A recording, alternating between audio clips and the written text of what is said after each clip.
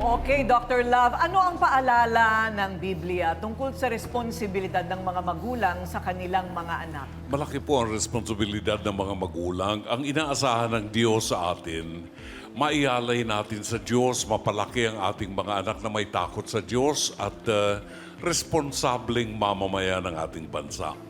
Now, hindi naman tayo perfecto, di ba? Walang perfecto sa atin, kahit sa pagsasama ng mag-asawa. Ang nakita ko lang dito kay Fanny, mukhang hindi nga nagkaroon ng closure yung grieving process, ano? Ang solution dito ay counseling, ano? Buhat kay doktora sa inyong mag-asawa. Hindi lahat ng bagay ay pwede nating isisi kay misis mo, no? Kasi walang magulang na gustong mamatay ang mga anak, no? Maaaring nagpabaya siya, maaaring meron siyang kapabayaan. Pero dalawa kayo na mag-asawa na may responsibilidad doon sa inyong mga anak. Now, meron pang dalawang bata na umaasa sa inyo. At yun ang dapat yung pagtuunan ng pansin. Ang sa akin lang sa inyo, mag-asawa naman kayo, kasal kayo, di ba? Ibig sabihin, nasa gitna nyo ang Diyos sa pagsasama nyo. Kung bubuhayin niyo ang inyong relasyon kasama ng Diyos, baka mailigtas ang inyong pagkaguho ng inyong pamilya. Ang solusyon nasa pag-uusap niyong dalawa. At magkakasundo kayo kung mayroong respeto sa isa't isa. Maraming salamat, Ate Corinne. Maraming salamat, Dr. Love. Doc Camille, ano naman ang mapapayo ninyo sa mga magulang para maiwasan ang ganitong sitwasyon ng sisihan? Kapag pagka nagkakaroon ng malaking problema sa pamilya. Siguro una-una, hindi talaga pwedeng sabihin nyo, isa lang ang nagkamali dito eh. Talagang sasabihin na natin, meron tayong responsibilidad bilang mga magulang. So parehas na may mga pagkakamali. We always say na meron tatlong letter C na importante na kailangan gawin ng mag-asawa. One is choose.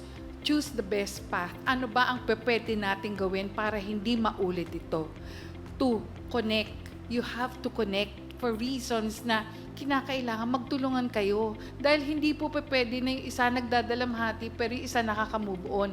Parehas dapat kayong mag-move on to be able to let go. And lastly, communicate. Ibig sabihin, kailangan mag-usap kayo. Hindi naman sinasabi na madinig nyo lang. You have to listen. Kasi kung kayo ay nakikinig ng maayos, malalaman nyo pare-parehas, mga Fanny at saka Aling Maris, kung ano yung ating pagkukulang at kung ano yung ating pagkakamali. So, aabot tayo sa punto na itong dalawang natitira nyong anak, mapapangalagaan nyo ng mabuti. Yun lang po. Thank you, Doc Camille. Attorney Lorna, anong legalidad ang nakikita mo dito? Is it their fault? I mean, pwede ba silang ma-people of the Philippines laban sa kanila dahil sunod-sunod yung mga anak nilang namatay? Pwede yan eh. Kasi tatlo ang nakikita kong batas dito. Unang-una, yung Republic Act 7610, no? Ito yung Special Protection for Children. Kasama dyan yung criminal case dito, no?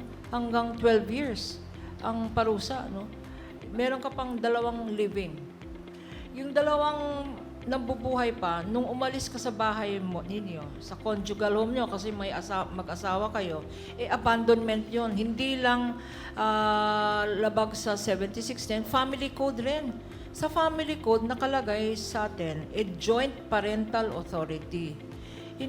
Funny, hindi mo pwedeng sabihin kasalanan ng nanay. Si nanay, hindi niya pwedeng kasalanan mo. No? Kasi yung desisyon para sa mga anak ninyo, dapat joint. Support. Kung ano yung kaya niyong gawin. At lastly, alam mo, masakit talaga.